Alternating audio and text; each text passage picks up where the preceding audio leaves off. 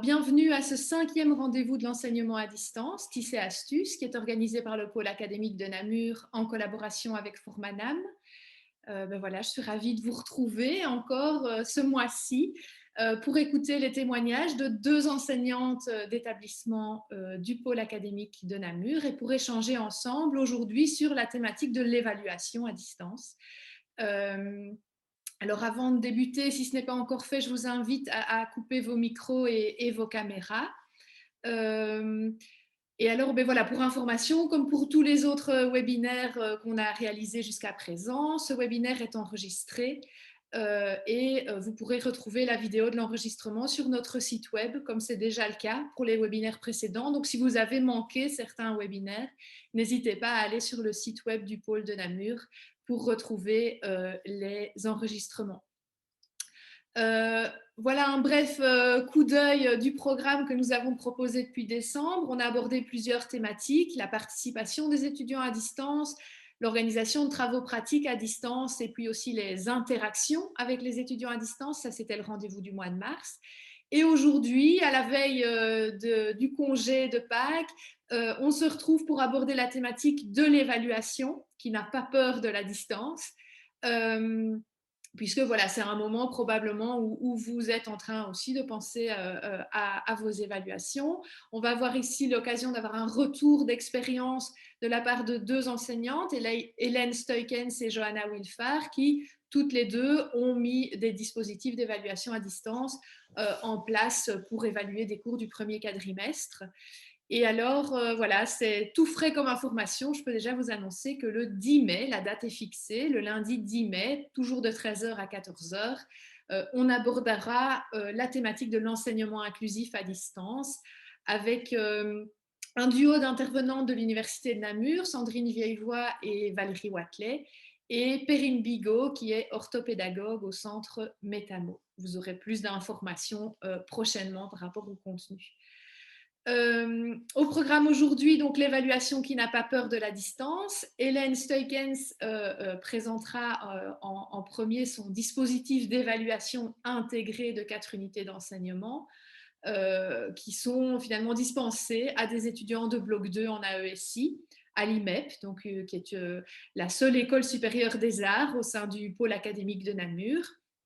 Et une partie de l'évaluation s'est faite au format vidéo et elle a constaté que c'était une réelle plus-value pour l'auto-évaluation de ses étudiants. Elle nous en parlera plus. Dans un deuxième temps, Johanna Wilfar, qui elle enseigne à l'IEPSCF Namur Cadet, donc qui est une école de promotion sociale.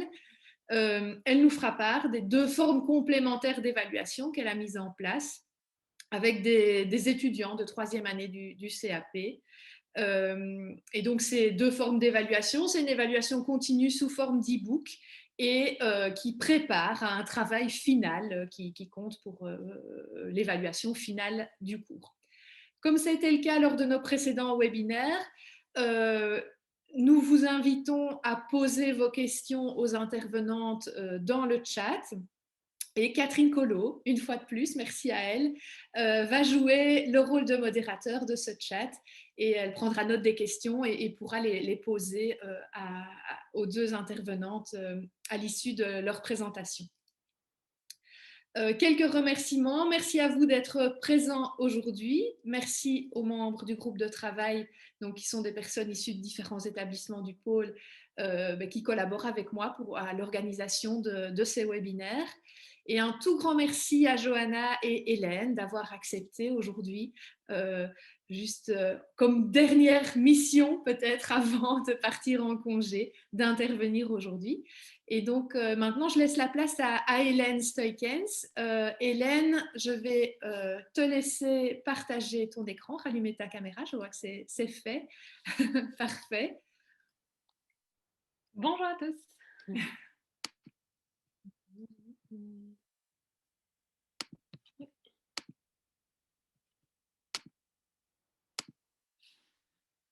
Oui, je pense que c'est bon comme ça. Oui, c'est parfait. Parfait. Eh bien, super, c'est parti alors. Donc voilà, je suis Hélène Steukens, je suis professeure à l'IMEP Voilà ce que je vais vous présenter aujourd'hui.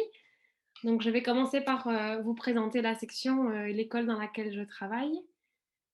Et puis, vous parler de l'évaluation formative qui a eu lieu tout au cours du premier quadrimestre pour arriver à cette épreuve intégrée au mois de janvier.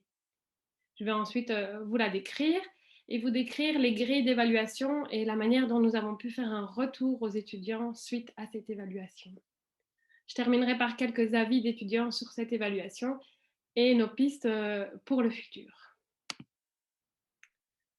Donc voilà, je travaille à l'IMEP, l'Institut supérieur de musique et de pédagogie à Namur, à Salzine. Donc c'est une école artistique supérieure dans laquelle je donne cours aux AESI, donc agrégation de l'enseignement secondaire inférieur. Et je donne principalement cours dans cette grosse unité qui s'appelle pratique artistique, où vraiment l'objectif de cette unité est d'apprendre à donner cours d'éducation musicale en secondaire. Alors, on leur donne avec deux autres professeurs les outils musicaux et aussi des outils méthodologiques pour y parvenir au mieux. On a la chance d'avoir des petites classes, enfin c'est une chance et puis on est en manque d'étudiants parce qu'il y a beaucoup de débouchés, donc voilà, ce serait bien qu'on ait plus d'étudiants pour le marché de l'emploi, mais au moins on a des bonnes conditions de travail. On a actuellement 9 étudiants en deuxième année, à qui donc je donne 2 heures de cours de pédagogie en présentiel toutes les semaines et à cela s'ajoute 1 heure de travail à domicile, voilà, par semaine. Mon collègue professeur de piano et d'harmonie pratique, donc l'harmonie pratique c'est du clavier mais plus sous forme d'accords, de grilles d'accords, un peu comme de la guitare d'accompagnement mais au clavier, voilà. Lui, les a vus 30 minutes par semaine en individuel par visio. Et le professeur de chant les voyait aussi de manière individuelle, 30 minutes toutes les 2 semaines, également par visio.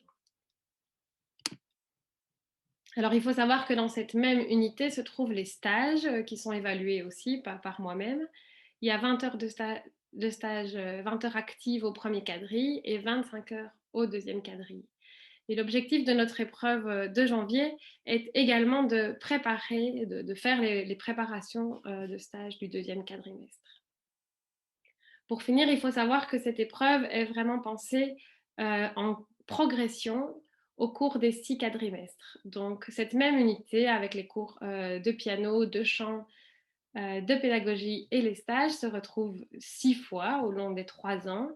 Et à chaque évaluation, à chaque examen, les tâches s'ajoutent les unes aux autres jusqu'à une présentation finale en fin d'AESI 3 devant un jury externe. Ils ont par exemple 10 chants à présenter en première, 20 en deuxième, 30 en troisième, et ainsi de suite pour plusieurs épreuves.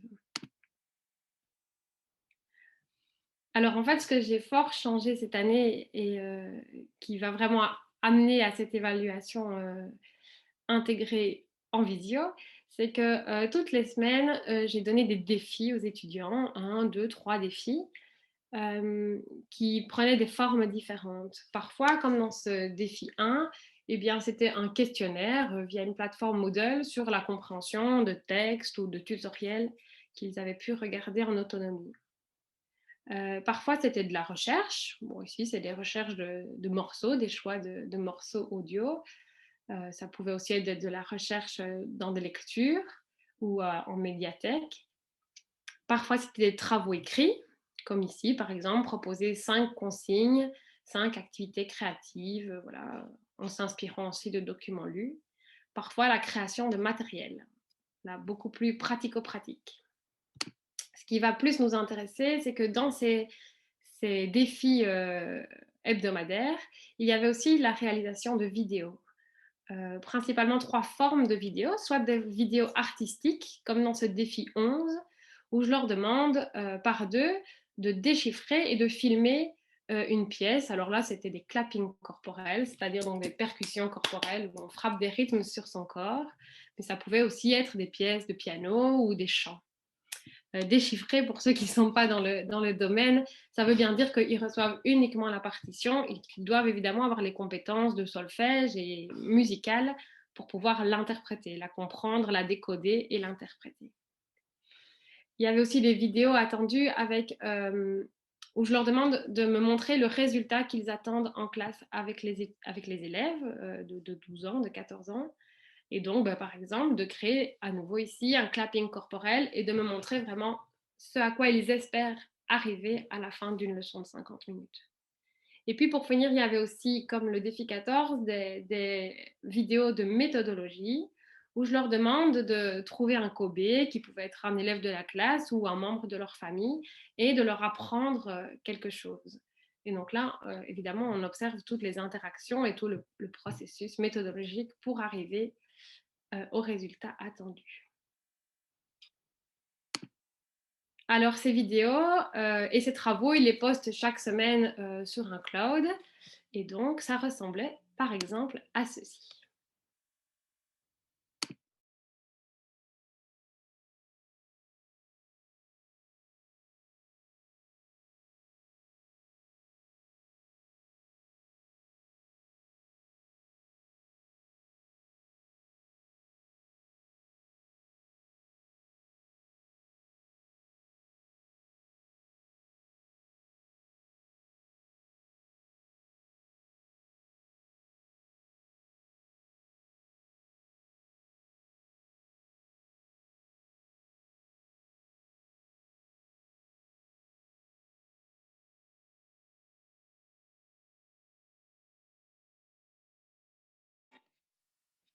Voilà, alors comme vous le voyez, oups, là, qu'est-ce qui s'est passé?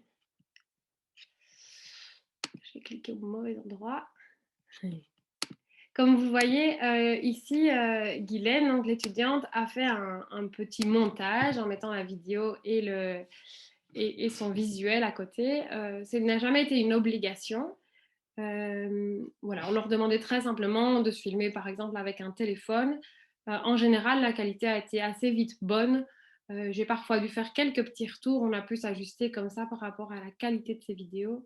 Mais voilà, notre exigence n'était pas du tout élevée au niveau du montage parce que évidemment nos étudiants n'ont pas eu de cours là-dessus et donc on ne pouvait pas avoir cette exigence.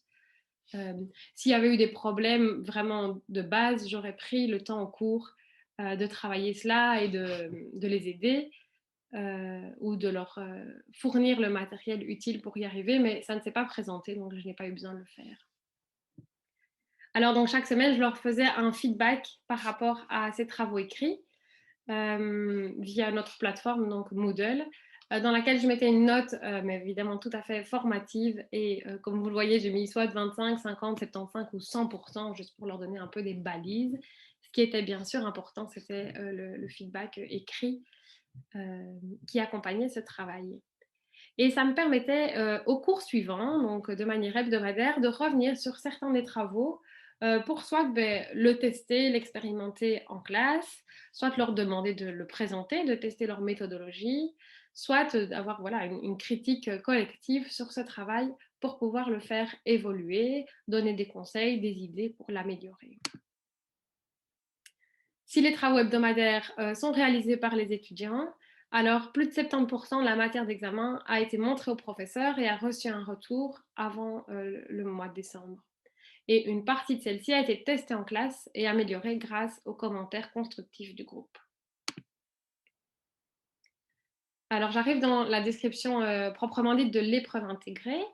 Les consignes avaient été données le 1er octobre aux étudiants. Il y avait deux grandes parties, une partie plus didactique dans laquelle les étudiants devaient préparer 8 séquences de 50 minutes, donc 8 leçons qu'ils pourraient donner en classe de secondaire, soit en stage, soit pour voilà, leur carrière plus tard.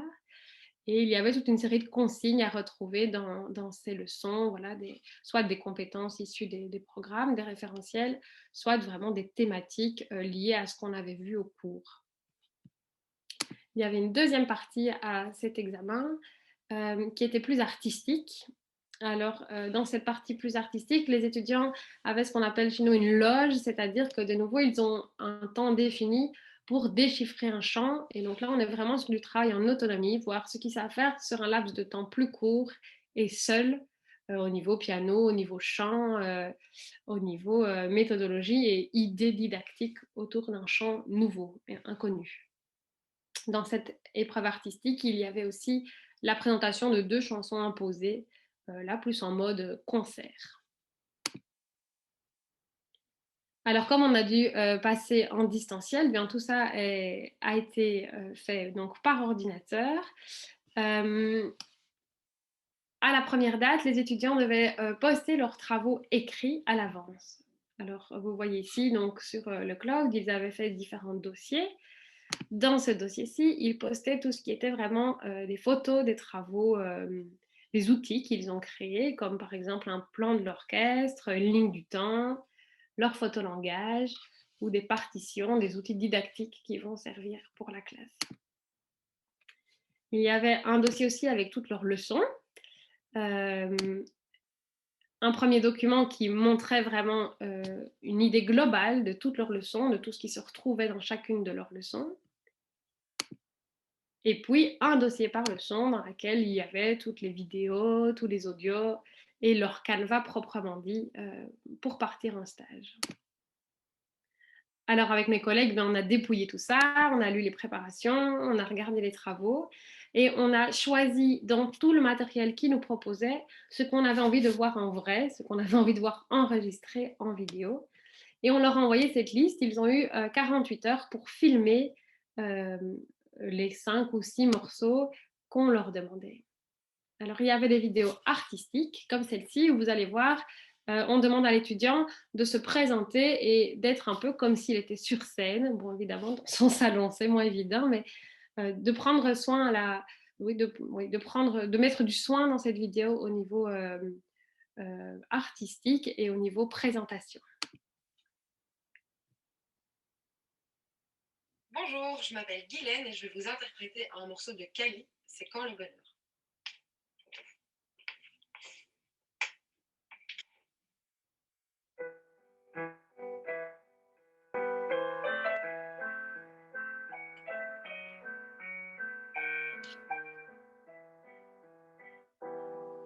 Je suis pendue à voler, espérant le mot, espérant le oui qui sauverait ma vie.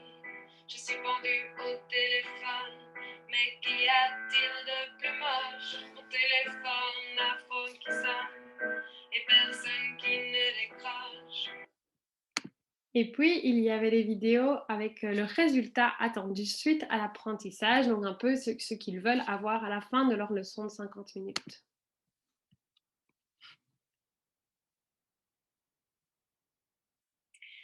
Je vais vous présenter un extrait du mouvement 1 de la 5e symphonie de Beethoven, avec une partie avec des instruments à son déterminé, donc les cloches, et une autre partie avec des instruments à son indéterminé. Donc, je vous montre ça.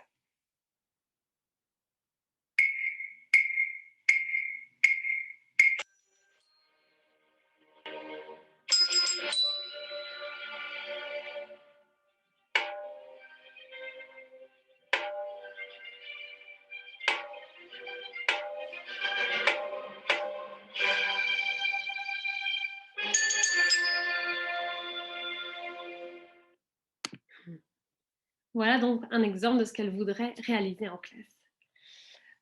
Pour terminer, si vous vous souvenez, il y avait encore l'épreuve en loge et les vidéos, oui, l'épreuve en loge. Donc là, ils ont reçu une partition et ils ont dû la déchiffrer sur 2 heures et nous envoyer les vidéos où ils jouent cette partition, mais aussi où ils nous expliquent comment ils vont la travailler avec les enfants. Voici donc une vidéo qui montre la méthodologie qu'elle va utiliser.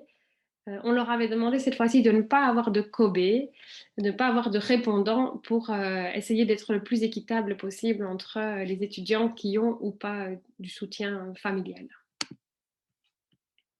Donc pour l'échauffement rythmique, je propose, donc le professeur chante la chanson en entier et les élèves passent de 2 mesures en 2 mesures par les différents niveaux du clapping. Donc d'abord les pieds, puis les cuisses, puis le torse et puis les mains. Et donc ça va faire, je prends la note. C'est une vieille sorcière qui s'appelait Grabouillard. Elle passe par la chatière du grand charamineur. Donc pour l'apprentissage l'apprentissage du chant, je vais faire en imitation. Donc je vais d'abord chanter et puis après je les inviterai à chanter directement après moi et je les accompagnerai au piano à certains moments, en tout cas au niveau de la mélodie. C'est une vieille sorcière qui s'appelait Grabouilla à vous. À moi. Elle passe par la chatière du gros charamine à vous.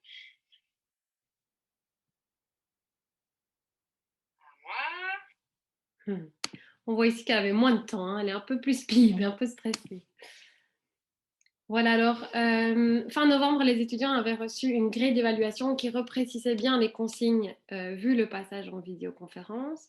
Vous le voyez, donc comme je l'ai dit tantôt, il y a quelques remarques sur la vidéo. On a bien précisé qu'elle devait être soignée, que la qualité sonore devait évidemment être suffisante et qu'on devait les voir en entier. On leur demandait aussi d'essayer d'avoir des débuts et des fins assez nets. Mais sinon, en dehors de ça, on leur demandait, en tout cas, on n'avait pas d'exigence au niveau des montages. On a bien précisé que ce n'était pas ça l'objectif de l'évaluation. Avec ce document, ils ont reçu donc la grille d'évaluation avec chaque fois les critères d'évaluation, les indicateurs d'évaluation et la pondération pour chacune des épreuves. Nous avons regardé chacun de notre côté avec mes deux collègues toutes les vidéos. Nous avons chacun rempli cette grille et puis nous avons simplement fait une moyenne et partagé nos commentaires que nous avons remis sur un document comme ceci que nous avons rendu à l'étudiant pour essayer qu'il ait vraiment un retour complet sur la note qu'il avait reçue. Voilà, l'avis des étudiants sur cette large épreuve. Eh bien, le fait de la faire par visio, ils ont trouvé ça moins stressant parce qu'ils avaient plus de temps, mais c'était plus exigeant parce qu'ils avaient la volonté de faire la meilleure version possible. Évidemment, quand ils doivent le présenter devant nous, ils ont comme une seule chance.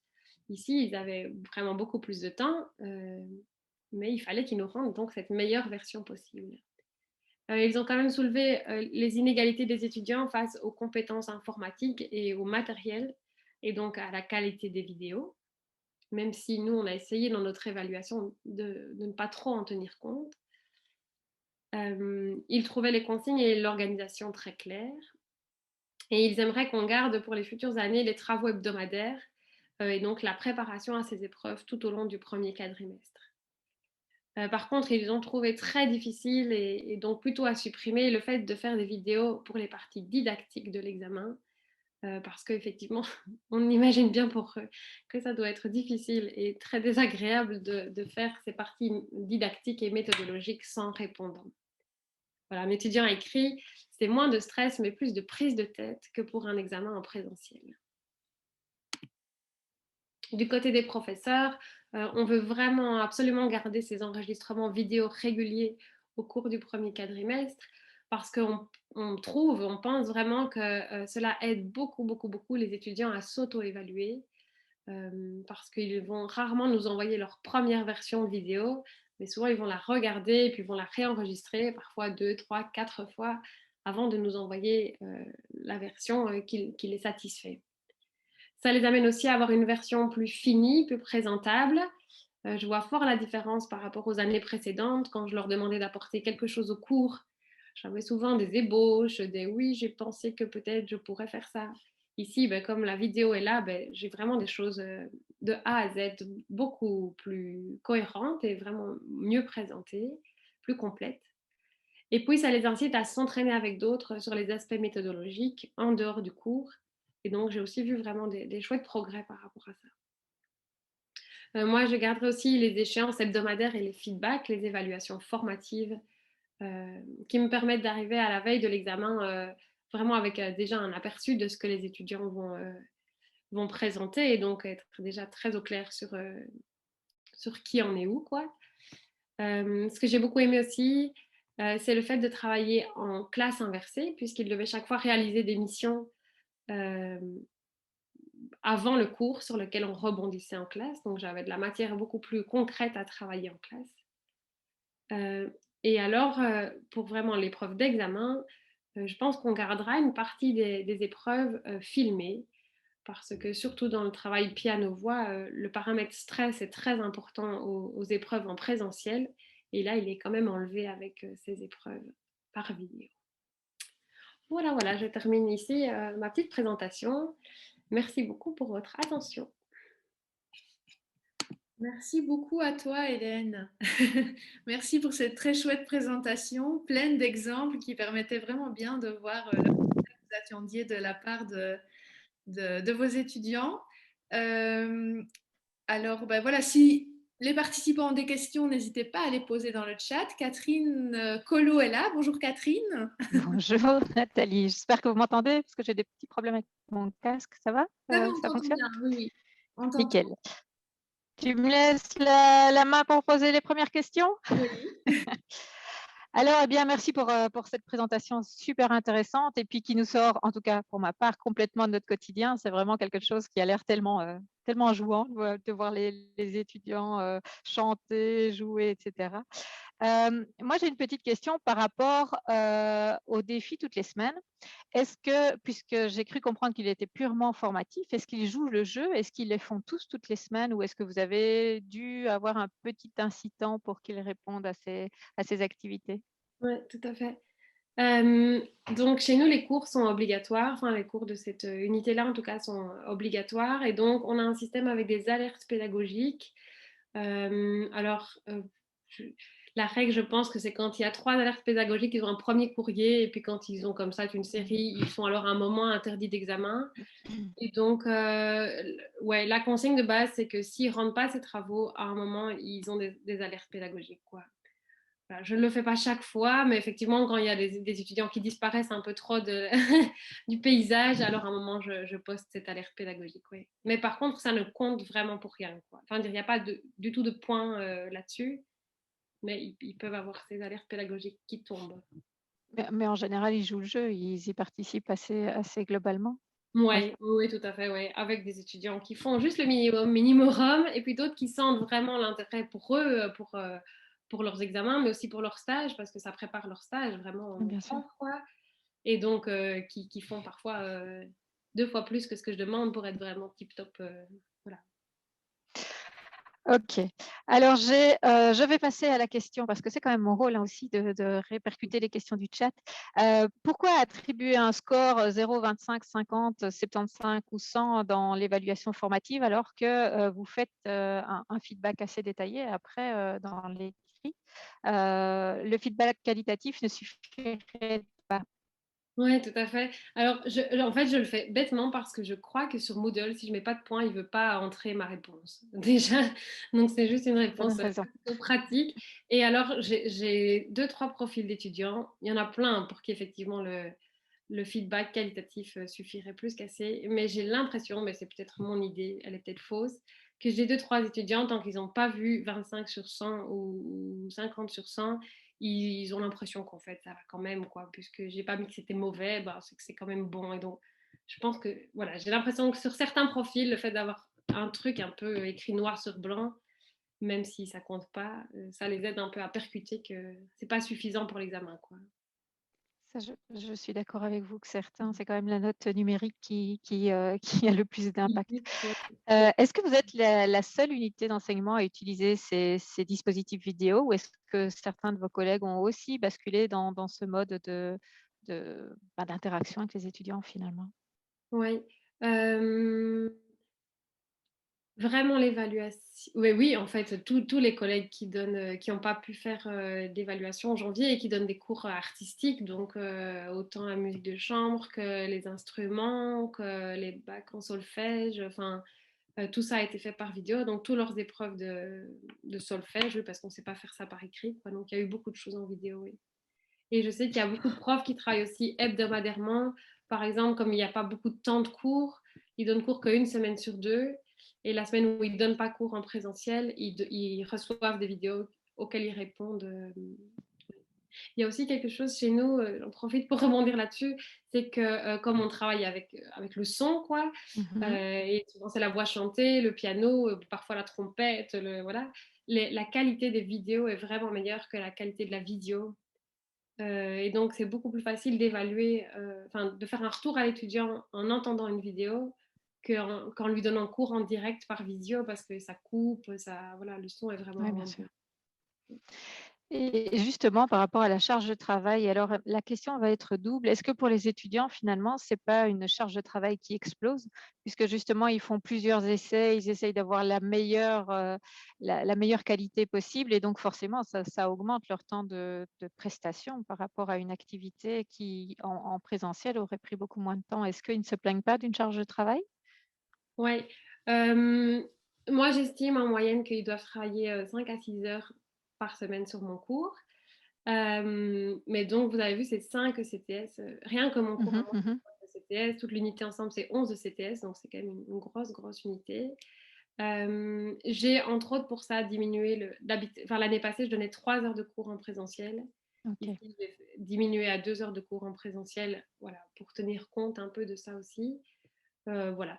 Maintenant, comme ça prépare, je l'écrivais dans les slides, là, ça prépare vraiment très fort à l'examen. Donc, s'ils travaillent ces heures-là et qu'ils ont les retours le 15 décembre, ils sont prêts pour leur évaluation de janvier. Donc, là, C'est une autre répartition du temps de travail, finalement. ouais.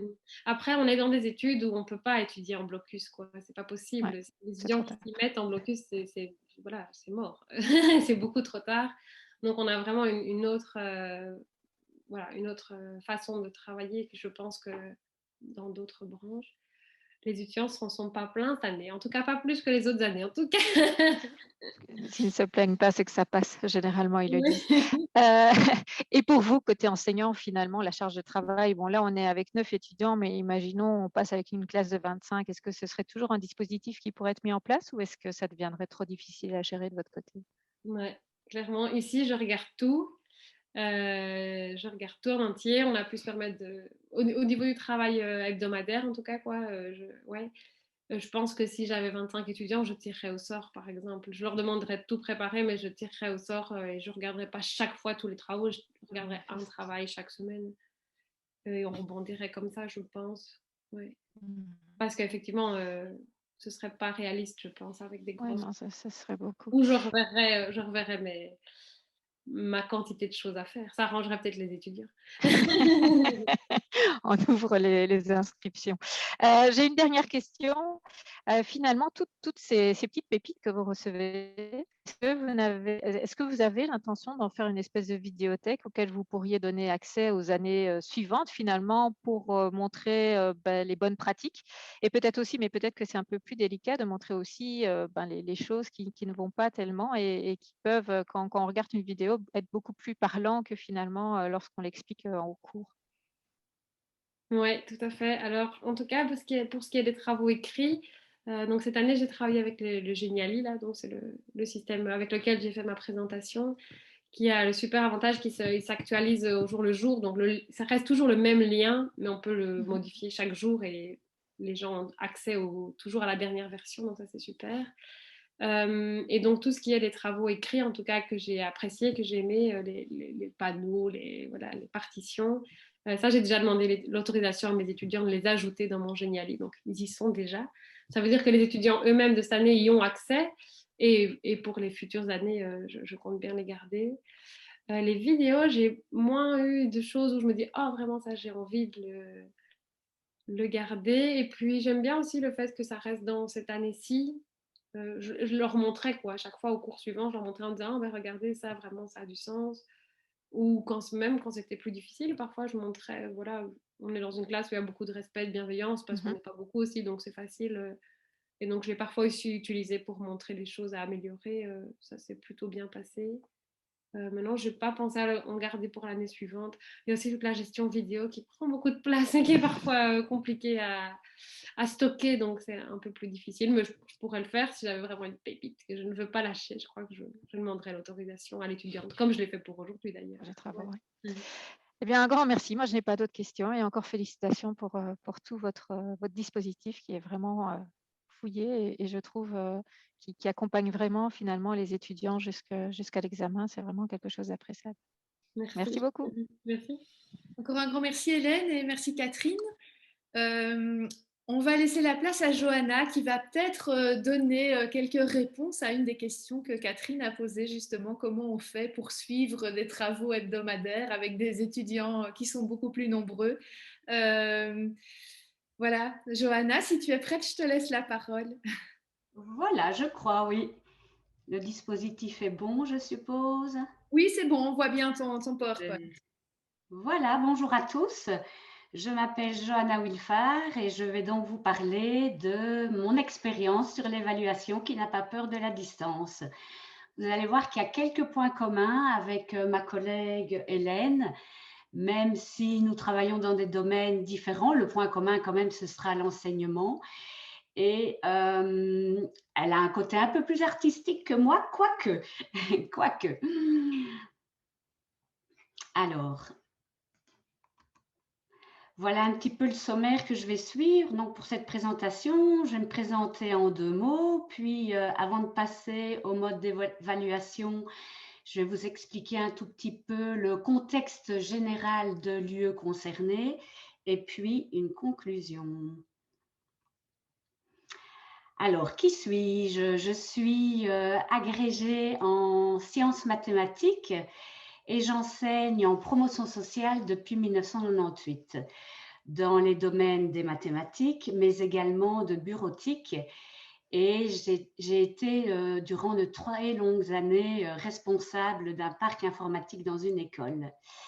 J'ai voulu un petit peu me sortir de ce bagage-là et j'ai ainsi eu l'opportunité cette année, ici en septembre 2020, de rejoindre l'école des cadets de Namur où j'y enseigne entre autres l'UETIS, qu'on appelle comme ça, donc qui va être prise en compte aujourd'hui donc dans mon exposé. Et je suis également à mi-temps conseillère technopédagogique dans le réseau de la FELSI, où j'accompagne également pour tout ce qui est TIS, domaine TIS, donc les professeurs, eux, déjà en fonction. Alors, quel est cet UETIS? Son nom exact, c'est Usage éducatif des technologies de l'information et de la communication pour l'enseignement. Elle a lieu dans le bloc 3, dans le cadre donc de la formation CAP, certificat d'aptitude pédagogique, donc destiné aux futurs enseignants. Elle comporte 40 périodes, dont 5 ECTS. Si je m'abuse, c'est exactement la même chose que pour Hélène. Donc, ça me permet justement de proposer un travail assez important à mes étudiants, j'avoue. C'est une unité déterminante. Et là, contrairement à Hélène, moi j'ai un gros groupe, donc les étudiants inscrits à cette UE sont de plus de 100. Ils sont répartis en 4 groupes que j'ai eu la chance donc d'avoir cette année, depuis septembre. J'ai terminé avec ces 4 groupes. Le premier groupe de septembre, je l'ai eu quasiment tout en présentiel. Et les 3 autres groupes, je viens de terminer avec eux. Donc, eux, c'était tout en distanciel, en fait. Et donc, ce que je veux peut-être préciser par rapport à ces étudiants, c'est qu'ils proviennent d'un public très hétérogène, tant par leurs études antérieures, leur discipline, leur contexte avec le numérique, ou encore même leur expérience dans l'enseignement. J'ai des étudiants qui ont déjà enseigné et qui enseignent toujours, et d'autres, à part leur stage, qui n'ont encore rien touché au domaine de l'enseignement. Mais voilà, je crois quand même que malgré tout, le mode d'évaluation que j'ai mis en place tient bien compte de ces différences entre étudiants. Alors, voici donc les acquis d'apprentissage qui font partie de mon dossier pédagogique.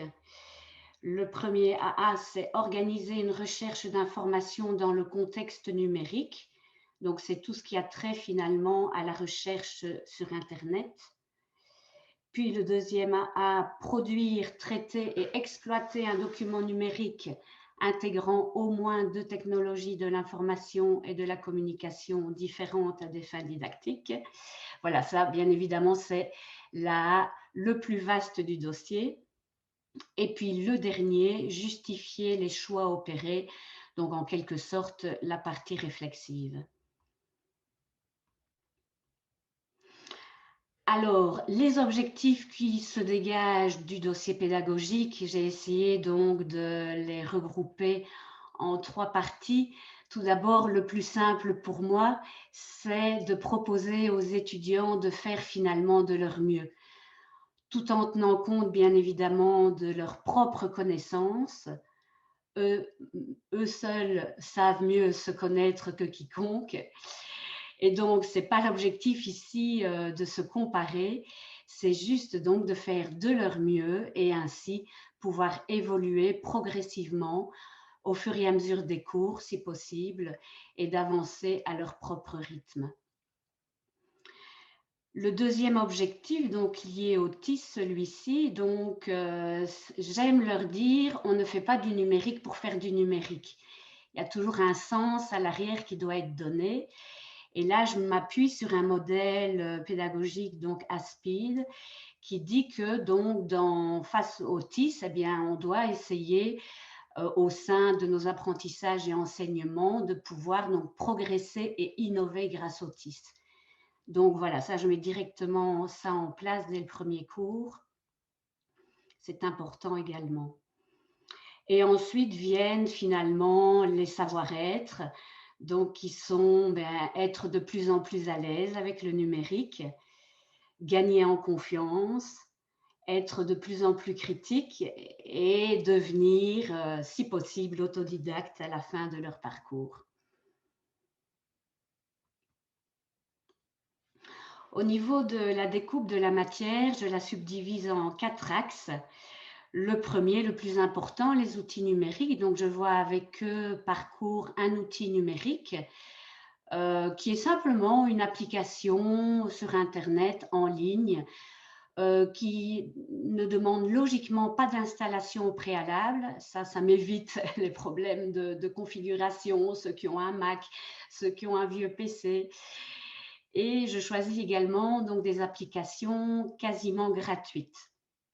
Entre autres, voilà, Hélène qui a projeté avec Geniali, ça en fait partie, Learning Apps et Recordcast pour tout ce qui est montage vidéo. Donc, ces outils-là vont leur permettre finalement de produire, de créer des activités numériques qu'ils vont pouvoir intégrer au sein de leurs leçons. Alors, ça va de tout contexte, de questionnaires en ligne, de supports multimédia ou encore des exercices interactifs.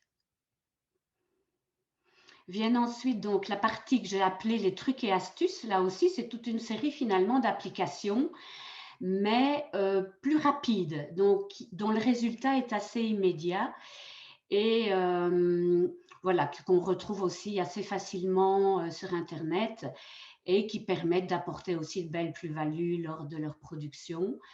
Donc, je vais citer par exemple pouvoir modifier une image pour l'améliorer, flouter une image, créer un QR code, ou encore, ça paraît rien, mais juste leur montrer comment on peut créer de façon différente des captures d'écran. Le troisième axe, donc on en a déjà parlé, c'est la partie donc recherche sur Internet à laquelle j'ajoute tout ce qui est aussi côté sécurité, protection et entre autres licence Creative Commons qui peut finalement s'entrevoir pour d'autres domaines que le domaine numérique. Et finalement, la partie réflexive, comme je l'ai dit tout à l'heure, on ne fait pas du numérique simplement pour en faire, donc c'est vraiment ici se poser les bonnes questions, voir à quel moment ils pourront utiliser tel outil, pourquoi, est-ce que c'est pertinent pour les étudiants, est-ce que les avantages sont plus importants que les inconvénients. Voilà, toute une série de questions de ce genre-là.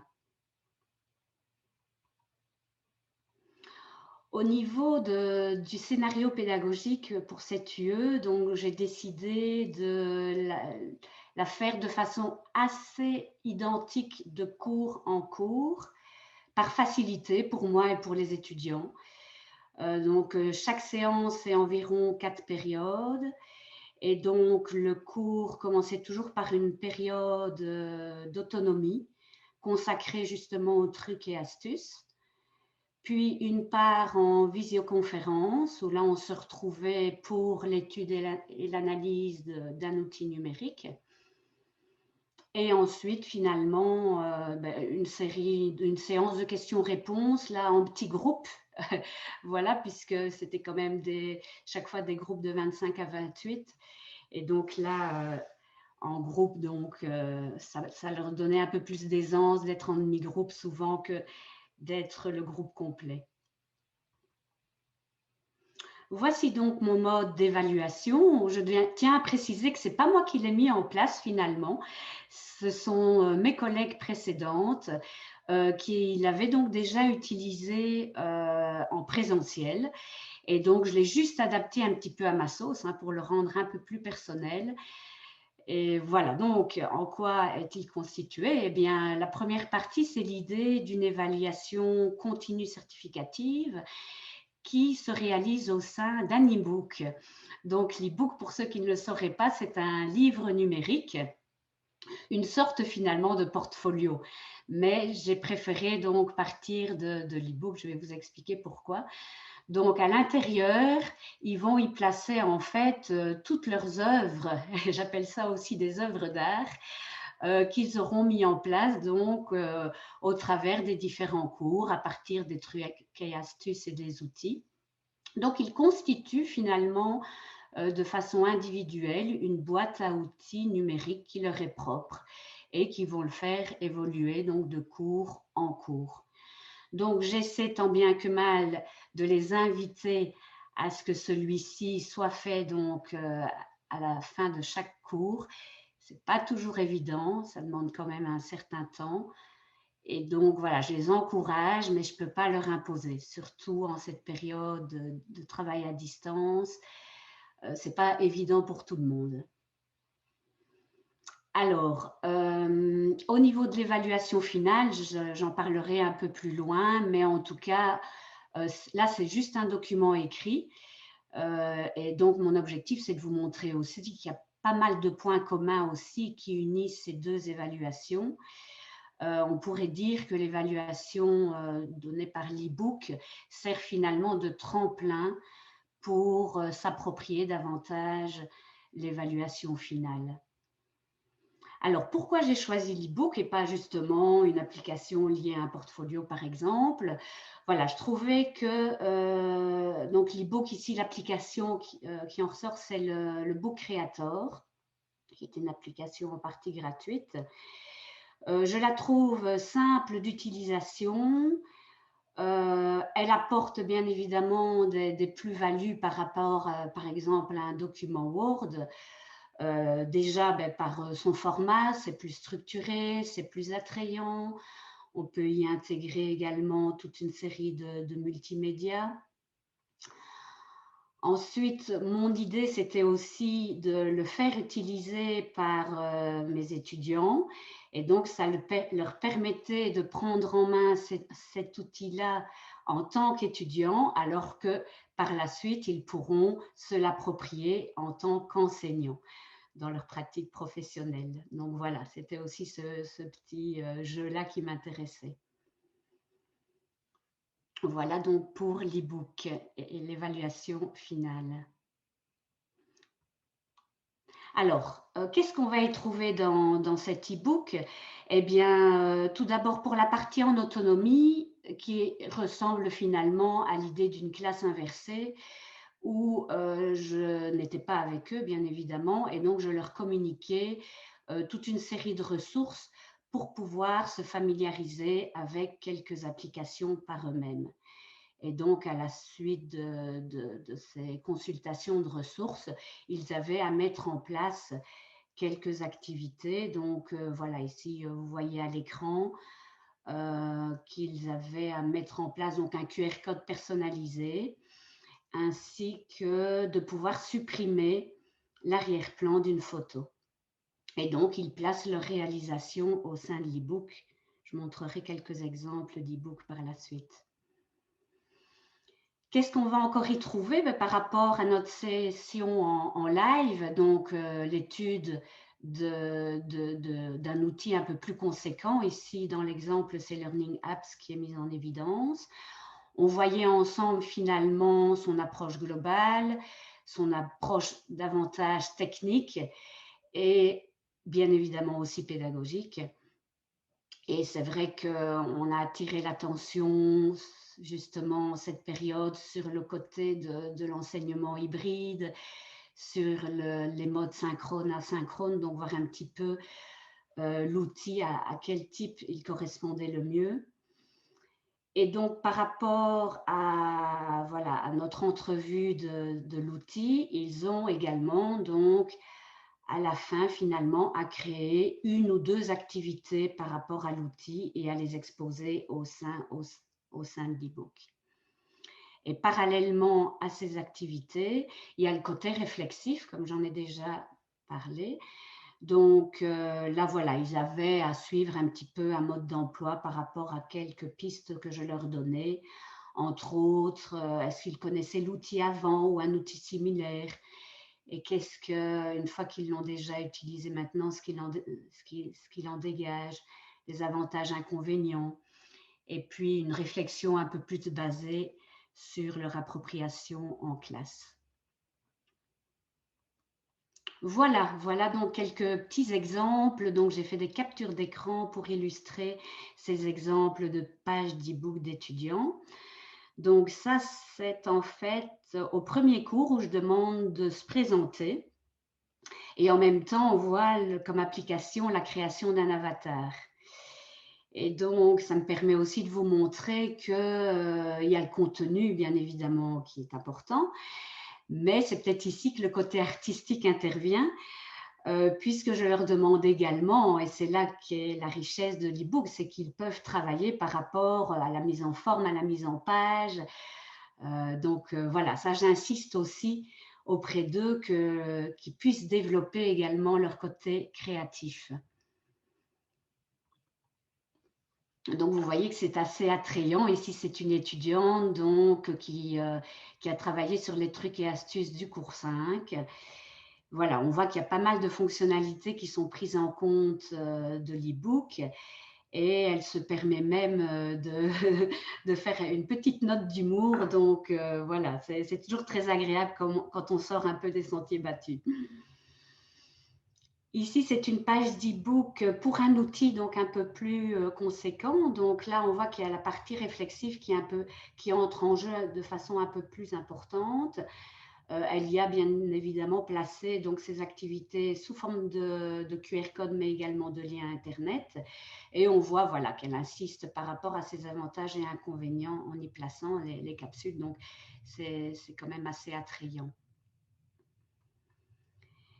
Et le dernier exemple, là, c'était justement sur le thème de Geniali.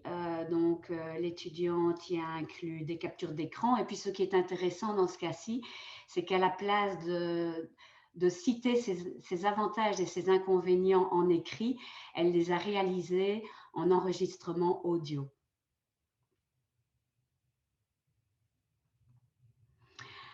Alors, au niveau donc, des feedbacks que je leur renvoie, donc ça se passe plus ou moins en 3 phases.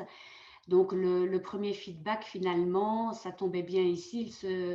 Il s'est donné à la suite des 4 premières séances qui tombaient juste avant le congé de fin d'année. Donc, ça leur permettait finalement donc, de retravailler, si c'était encore nécessaire, ces 4 séances durant le congé. Il m'a envoyé le lien dès le début du mois de janvier. Et à partir de là, donc, je prenais part de ces 4 premières séances et je leur renvoyais donc mes commentaires. Donc là, c'était obligé pour tous. Ensuite, pour le deuxième feedback, finalement, c'était davantage pour les plus faibles. Vous pensez bien qu'avec 75 étudiants en parallèle, c'était un peu compliqué de les suivre un à un comme ça par semaine. Donc là, j'ai encouragé les plus faibles à me renvoyer un deuxième feedback, à me renvoyer, à me redemander une proposition de vérifier leur e-book. Et ça leur permettait de voir justement si cette fois-ci, ils avaient pris part des commentaires et que tout ait été mis en place correctement. Et puis finalement, voilà, la troisième façon, c'était un suivi à la demande, facultative, pour ceux qui le désiraient, qui en sentaient le besoin, peut-être pour ceux qui doutaient encore un peu d'eux ou encore voilà, qui n'avaient peut-être pas su participer à une séance et qui voulaient s'assurer qu'ils étaient dans le bon. Alors voilà donc le descriptif résumé de mon évaluation finale, donc le document écrit. Directement, on voit bien évidemment qu'interviennent donc les 3 gros axes que je vous ai précisés au sein de l'e-book, à savoir donc la mise en place de quelques outils, la partie réflexive, trucs et astuces et recherches. Mais qu'est-ce qui change par rapport à l'e-book? C'est qu'ils vont se servir d'une séquence didactique qu'ils ont déjà réalisée dans un cours précédent, pas chez moi, dans une UE dédiée à la didactique ou alors dans l'UE de stage. Et donc, par rapport à cette séquence, donc je leur demande de choisir les outils les plus adéquats pour optimiser donc cette séquence didactique à l'aide du numérique cette fois-ci. Donc voilà, il y a cette démarche inverse et qui finalement est plus proche de la réalité. Donc voilà, c'est tout bonus. Et ce que je leur demande également par rapport à l'e-book, c'est de monter d'un cran, en quelque sorte. C'est de pousser davantage leur production, leur réflexion. Et bien évidemment, voilà, je leur donne un canevas à suivre pour que ce soit plus facile pour eux aussi. Alors, au niveau des conclusions, donc d'abord sous l'œil des étudiants, donc ce sont des retours qui m'ont été donnés via la conclusion qu'ils m'ont remise comme page finale de leur e-book. Donc, pour la plupart, ils se sentent plus confiants face au numérique, avec une meilleure vision du numérique. Ils se disent même mieux prêts à affronter le type d'enseignement hybride. Maintenant, bien évidemment, ça demande une rigueur très soutenue du premier cours au dernier cours. C'est une mise en œuvre de l'e-book assez chronophage. Ça varie bien évidemment d'un étudiant à l'autre, mais j'ai envie de dire voilà, qu'à un moment, ils ont quand même eu une petite baisse de morale et que j'ai dû un petit peu plus les encourager. Et puis finalement, voilà, par rapport aux cours en distanciel, certains me faisaient la remarque qu'ils regrettaient les cours en présentiel parce que justement, souvent, les plus faibles se sentaient alors moins bien encadrés. Et puis, ma conclusion en tant qu'enseignante, donc au niveau de ce dispositif d'évaluation, ce qui est assez top, c'est qu'il fonctionne aussi bien en présentiel qu'en distanciel, donc c'est quand même, c'est pas négligeable. Au niveau de mon rôle, je me suis sentie davantage accompagnateur que enseignant classique. Ça m'a demandé également un très très gros investissement en temps, bien évidemment dans la lecture de ces différents documents, parce qu'il faut savoir qu'en plus, il y a pas mal de liens qui me sont envoyés par rapport à leurs activités, donc j'ai cliqué sur des centaines et des centaines de liens. Et l'investissement aussi en temps pour rédiger les feedbacks que je leur renvoyais. Et finalement, je termine par peut-être le côté amélioration, même s'il en existe certainement d'autres, mais le côté peut-être où je dois encore m'améliorer davantage, c'est de trouver peut-être des pistes pour faire que l'entraide soit encore plus présente en distanciel. Ça, c'est ce qui a un peu manqué durant mes cours en distanciel.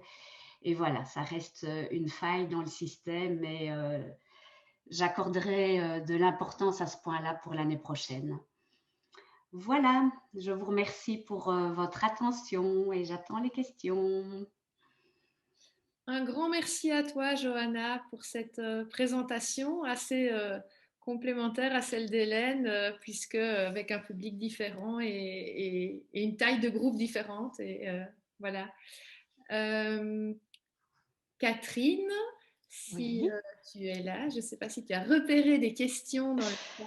Oui, tout à fait. Mais j'ai aussi les miennes, si jamais. Tu sais bien. Alors, merci pour cette présentation qui effectivement touchait un domaine totalement différent de la première. Et finalement, on voit qu'il y a des points communs et on voit surtout aussi la même implication de l'enseignant de vouloir bien faire et surtout d'accompagner les étudiants et la bienveillance vis-à-vis des étudiants. Et ça, toutes les deux, franchement, merci pour ce bon message subliminal dans vos présentations. Alors, la question ici de Madame Pirlo qui demande est-ce que vous pensez par la suite que cette UE pourrait être organisée en e-learning? En e-learning, oui et non, pas complètement, pas à 100%.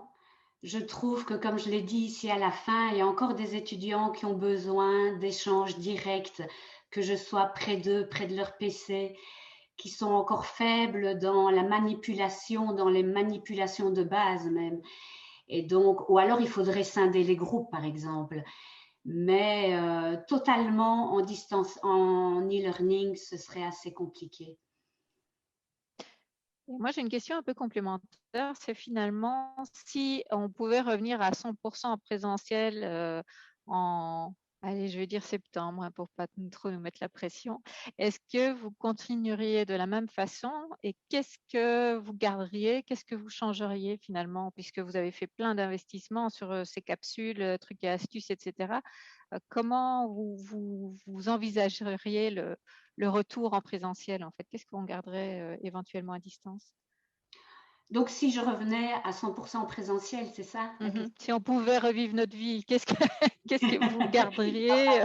Qu'est-ce qu'on changerait? Ok, mais en fait, je l'avais déjà vécu, puisqu'en septembre, j'étais quasiment en présentiel, presque à 100%. Il me restait les 2-3 dernières séances. Donc, j'ai déjà adapté quelque part. Là où j'ai surtout adapté, c'est par rapport à cet e-book où mes collègues précédentes utilisaient davantage un blog. Et donc, je trouvais que ça demandait justement beaucoup de prise de temps par rapport à la configuration initiale, à ces paramètres de base. Ça plantait régulièrement. Et donc, j'ai voulu utiliser une application plus fiable. Et je crois que ce que j'ai mis aussi en évidence durant la partie en distanciel par rapport à la présentielle où, par exemple, j'avais utilisé, puisqu'ils étaient en classe, j'avais utilisé PowerPoint. Ici, je ne pouvais pas me permettre qu'ils aient tous sur leur PC PowerPoint. Et donc, voilà, je me suis lancée dans l'aventure de Geniali et je ne le regrette pas. À la limite, je vais même le conserver. Donc voilà. Après, il y a beaucoup de points communs, en tout cas entre le présentiel et le distanciel, mais je tiens encore à ajouter que c'est vraiment voilà, le problème peut-être pour certains de la distance, qu'ils aiment bien encore d'avoir le prof qui vienne voir et qui donne directement leur avis progressivement. Parce que là, c'était assez compliqué et d'avoir aussi l'entraide des autres. Voilà, le soutien de leurs collègues qui sont l'un à côté de l'autre et qui peuvent peut-être beaucoup plus vite aussi leur dire ce qu'il vaut mieux faire ou ne pas faire. Donc voilà, je trouve qu'un système finalement de 50-50, moi je passerais peut-être sur l'idée d'un cours en présentiel et un cours en distanciel. Voilà, ça ce serait pour moi l'idéal. Parce que en distanciel, bien évidemment, je les ai sentis davantage plus autonomes, gagner en autonomie par rapport au présentiel. Ça, c'est indéniable. Un peu par la force des choses aussi. J'avais une question aussi qui finalement relance un petit peu votre discours de l'entraide entre étudiants. Est-ce que vous arrivez à partager finalement, à leur faire partager entre eux le produit de ce qu'ils mettent dans leur e-book? Parce que les quelques exemples qu'on a vus étaient franchement sympas. Est-ce que vous les encouragez à partager entre eux ou est-ce que vous, pendant votre cours, vous permettez de montrer certaines réalisations à d'autres étudiants? Alors, c'est vrai que moi, personnellement, je ne le fais pas parce que je trouve que voilà, ça coupe peut-être un petit peu la part d'originalité et d'investissement personnel qui pourrait s'en dégager. Mais après, c'est clair que ça, je les ai invités. Il y a quelques étudiants qui étaient un peu plus largués. Et donc, voilà, je les ai encouragés entre eux à s'envoyer les liens. De toute façon, c'était simplement ça. Hein, c'est pas compliqué. Et il y a même un groupe une fois où j'ai laissé une demi-heure de temps, où je me suis carrément retirée de la visioconférence pour les laisser justement voilà, pouvoir communiquer entre eux. Après, est-ce qu'ils ont communiqué de ça ou pas? Je n'en sais rien, j'espère. Mais en tout cas, j'avais senti dans ce groupe-là que c'était essentiel. Ok, ben écoutez, merci. Et en tout cas, on a presque envie de venir assister à vos cours parce que ces petits trucs et astuces, ben voilà, ça paraît vraiment sympathique. Il y a juste une dernière chose. Finalement, tous ces travaux sur e-book, c'est sur base volontaire, si je suppose. Et comment vous faites avec un nombre aussi important d'étudiants pour éventuellement voir ceux qui ne s'impliquent pas vraiment? Et comment vous faites pour que les étudiants les plus faibles, ceux qui ont le plus de problèmes, viennent vous voir pour justement ces feedbacks complémentaires? Parce que je ne sais pas chez vous, mais chez nous, ce n'est pas spécialement ceux qui en ont plus besoin qui réclament souvent le plus d'aide en retour. En fait, souvent, ils se cachent un petit peu et on doit un peu aller les chercher. C'est souvent les bons qui viennent demander des conseils supplémentaires. Alors, enfin, les bons. Les plus assidus en tout cas. Donc, est-ce que vous avez un conseil par rapport à ça? Un truc qui marche? Disons que pas spécialement, mais voilà, ça s'est fait très naturellement. Je trouve que voilà, après le premier feedback, sans trop connaître finalement les étudiants, parce qu'on les connaît un peu autrement quand on est en distanciel. Ouais, c'est vrai. Voilà, j'avais pas fait de liste spécialement des plus faibles, mais via leur comportement, même durant le distanciel, je percevais très vite qui avaient un peu plus de difficultés. Et donc, voilà, eux venaient vers moi très régulièrement aussi, très facilement, en posant davantage de questions durant le distanciel. Et après, c'est clair qu'il y a eu, comme je l'ai dit dans mon exposé, un passage à vide, c'était plus ou moins aux 2/3 du parcours, où là, je crois qu'ils ont senti voilà, la pression arriver. Donc, les 4 premières séances, comme c'était obligé, c'était réglé, c'était pour chacun réalisé. Mais on est revenu après le mois de janvier, où on avait peut-être encore en tête les vacances, et on avait peut-être quitté un petit peu le fil de l'aiguille du travail régulier. Et donc, là, c'est vrai que j'ai eu un petit décrochage. Moi, personnellement, je n'avais pas décidé d'aller voir chaque e-book, comme je vous l'ai dit, sinon je passais des nuits et des nuits. Oui. Donc voilà, moi, j'ai été claire avec eux, je leur ai dit que j'avais un bon nombre d'étudiants et que donc, c'était eux seuls à savoir si c'était nécessaire, s'ils avaient besoin d'un retour. Il faut savoir aussi, par rapport à Hélène qui avait décidé, elle, de rendre l'évaluation formative, moi, j'ai décidé de la rendre certificative. Voilà, justement, pour qu'il y ait quand même une carotte, ça j'avoue. Ouais. Ok, bien, merci beaucoup. Je vais m'arrêter là parce qu'autrement, je risque de déborder beaucoup trop. Merci beaucoup. Merci. Et ben voilà, effectivement, on déborde un peu, mais c'est pas grave. C'était deux intervenantes assez passionnantes et enthousiastes. C'est très chouette et ça fait plaisir. Un tout grand merci, Hélène et Johanna, pour ce partage. Je pense que ça a inspiré les collègues. Et puis, de toute façon, je vous enverrai le lien vers la vidéo. Il y a quelques participants qui ont dû nous quitter avant la fin. Voilà, on a dépassé le temps, donc c'est compréhensible. Un tout grand merci, passez une belle après-midi et puis déjà une bonne fête de Pâques, un bon congé pour ceux qui en ont. Et on se voit le mois prochain. Au revoir, bonne journée.